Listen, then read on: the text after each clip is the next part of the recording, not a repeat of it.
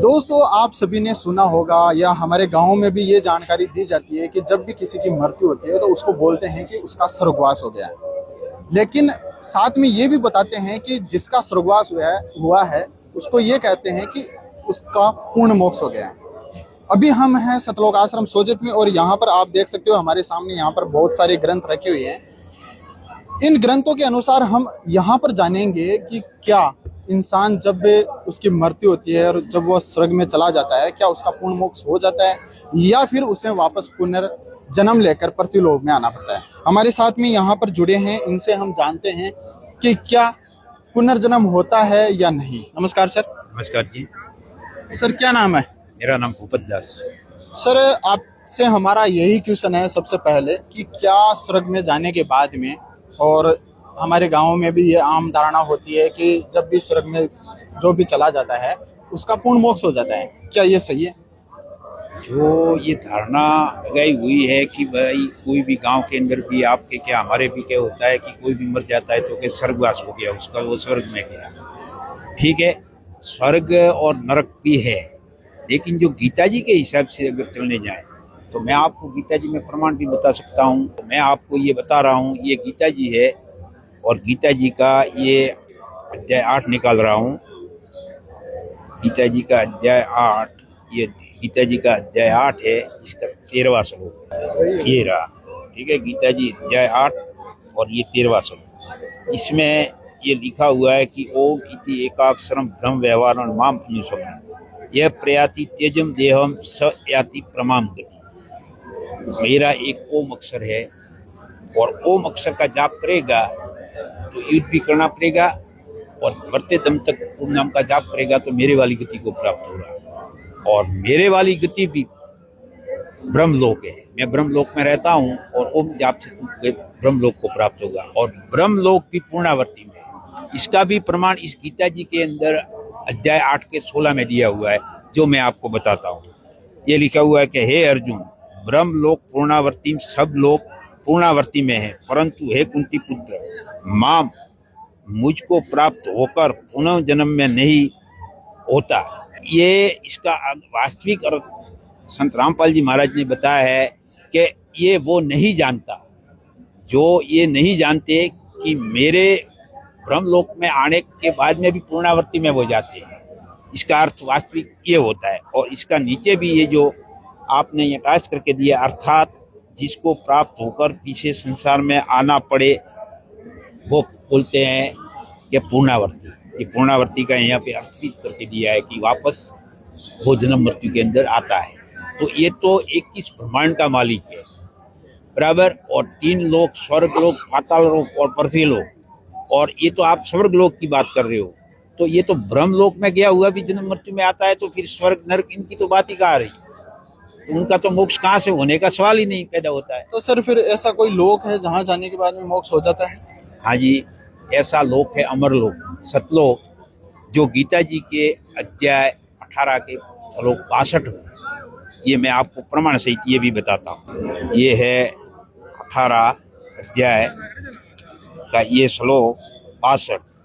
इसमें कहा है कि हे भारत, तू सब प्रकार से उस परमेश्वर की ही शरण में जा, उस परमात्मा की कृपा से ही तू परम शांति को तथा सनातन परम धाम को प्राप्त होगा। वो सनातन परम धाम जहाँ जाने के बाद में साधक लौट के संसार में भी नहीं आता है जन्म मृत्यु के अंदर, वो अमर लोक जो दूलोक के तीसरे पृष्ठ पर है।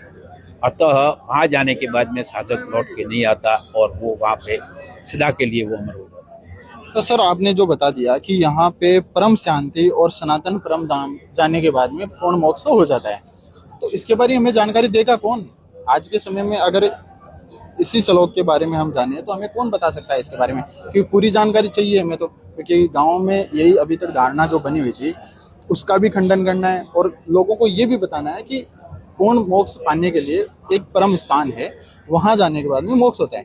तो ऐसा स्थान हमें बताएगा कौन?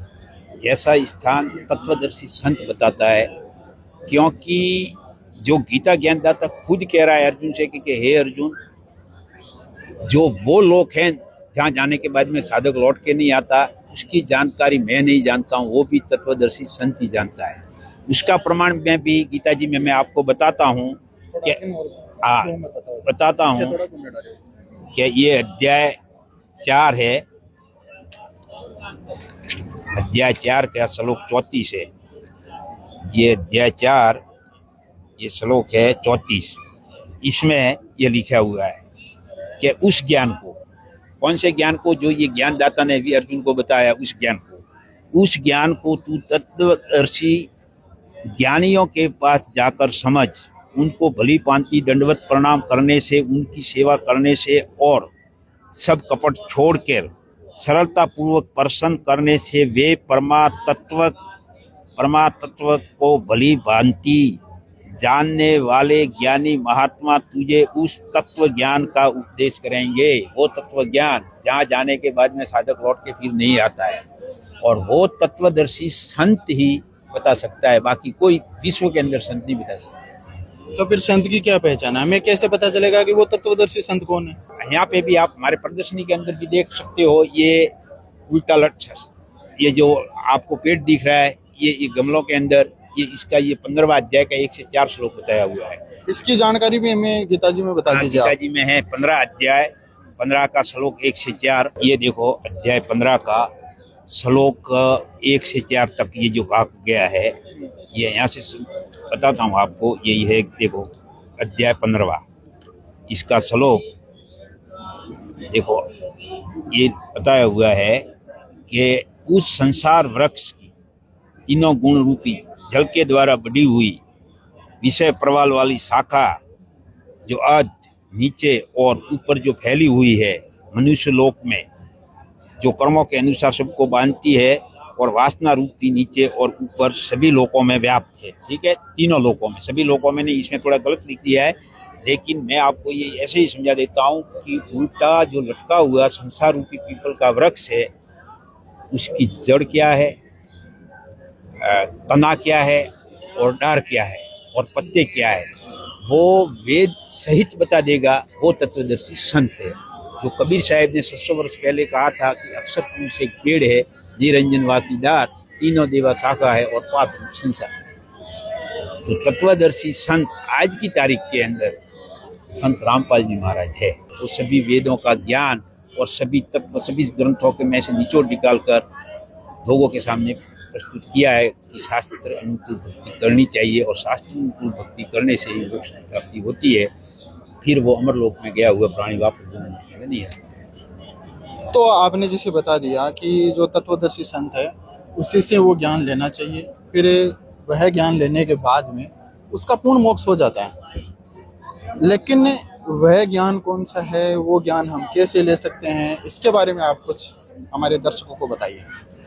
वो ज्ञान जो आपने ये पूछा कि कैसे ले सकते हैं, कि संत रामपाल जी महाराज के आज आश्रम भारत के अंदर कम से कम 12 आश्रम बने हुए हैं, और हर जिले के अंदर नामदान सेंटर खोले हुए हैं। वहाँ जाकर वहाँ भक्तों से ज्ञान समझकर और संत रामपाल जी महाराज से नाम दीक्षा लेके और उनके द्वारा बताई हुई विधि के अनुसार भक्ति करने से मोक्ष की प्राप्ति होगी।